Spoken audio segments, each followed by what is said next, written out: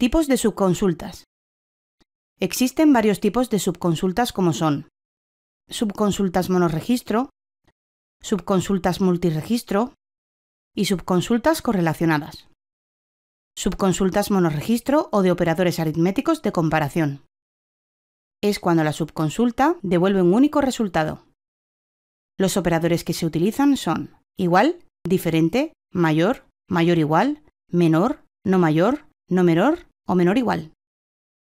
En este ejemplo estaríamos listando los trabajadores donde el salario mínimo es mayor que el salario máximo de un programador. La subconsulta devuelve un único resultado, el salario máximo de un programador. Subconsultas multiregistro o de operadores lógicos. Es cuando la subconsulta devuelve más de una fila. Los operadores lógicos son in, not in, exist, any y all. El operador lógico más utilizado es el in. En este ejemplo estaríamos listando los nombres de los departamentos que tengan trabajadores con fecha de contratación antes de enero de 2005. Subconsultas correlacionadas.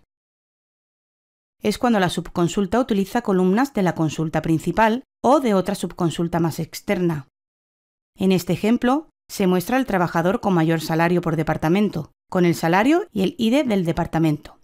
La referencia externa sería el ID del departamento y aunque es la misma tabla, la subconsulta lo trata como otra tabla, por lo cual asignamos alias. Resumen.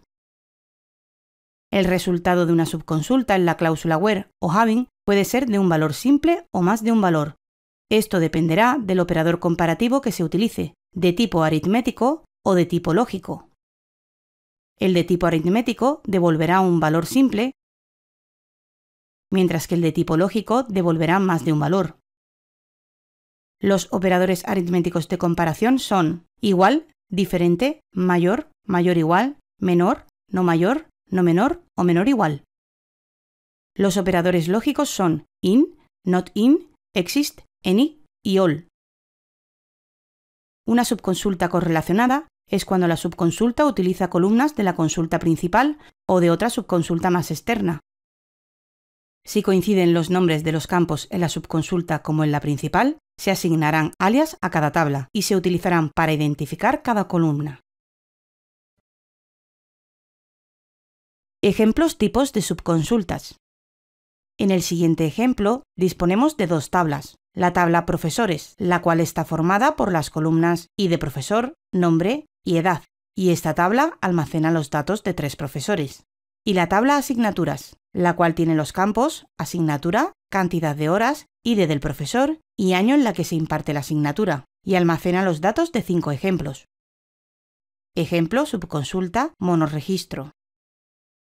Si quisiéramos saber la cantidad de asignaturas que da Pedro, usaríamos un operador aritmético de comparación. En esta sentencia, la subconsulta devuelve la ID del profesor Pedro y la consulta busca las asignaturas cuya ID profesor sea igual a la devuelta por la subconsulta. Ejemplos subconsulta multiregistro. En este ejemplo, estaríamos usando el operador lógico in para saber los datos de los profesores que dan clase al curso del segundo año.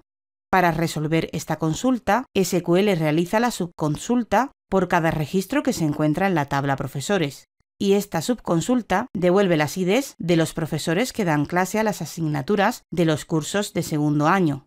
Y la consulta padre compara cada ID de los profesores de la tabla profesores con las IDs devueltas por la subconsulta. Si ejecutamos la misma sentencia con el operador exist, se mostrarán todos los profesores, ya que el operador exist valida si la subconsulta devuelve algún registro. En caso de que devuelva algún registro, lo considera como verdad y ejecuta la consulta padre. Y en caso de que la subconsulta no devolviera registros, lo considera como falso y no ejecuta la consulta padre. Ejemplo subconsulta correlacionada. Si quisiéramos saber las asignaturas con la mayor cantidad de horas impartidas por año, usaríamos una subconsulta de correlación como en el siguiente ejemplo.